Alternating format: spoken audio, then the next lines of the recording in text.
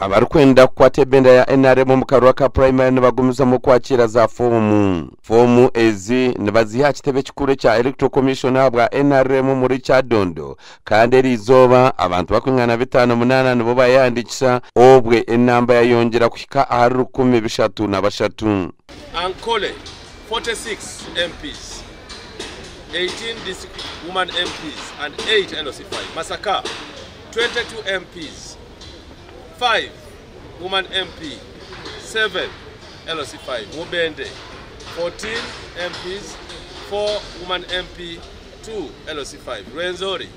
26 woman MP, constituency MP, 14 woman MP, and 13 LOC5. Gama tulimba manyiri tengo byabo kandi ni uranyino kuyikirizamu ikintu cyabaho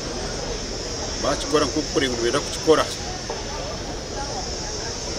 abandi nibija kurebera abantu ba boda boda nyenda kubakoreraho sako erije kubayamba shanga ngomba basafuna mu epchi ezitako eza million kamushanzu konka zitari million 12 zo currency yona eriyona ronda sente zo bene mpaparanziza nazihayo kandi mbashaba abanyakazi umwena ngo muntegereze akando buni haye mpapura kugumizamu nyebembera naro kwatire naremwe bendera habwa district ya Kigura nembo wa parliament omukazi tamugiga aroni nesimbira bwa member bwa parliament abwa Kangamosi constituency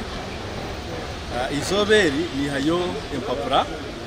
izoberi ni hayo empapura nomination forms kwesimba hantebeto abwo bunji bwa bukanga empapura naziyayo eso kija kwinchereza kwesimba nirakumansaba nyisingiro west mwena ngo kwesimba ndiyo ninyija abantu bandogwa west ndabasima na se kusimerimu habu ebitukozire hamwe okugira ngo twabona twakora eco kubanza habyamba shomero kamba shekerente nkuyija nkayijira by the way nkayijira inensonga zange nabantu abandi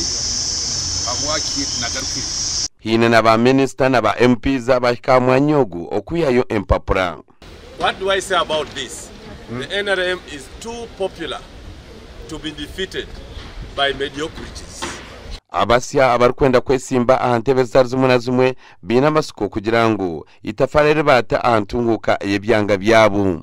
Okuya yempapura kukironi kugendo misho okusebiri 15 byokwezo ku gasha kwa Jime Muhumuza.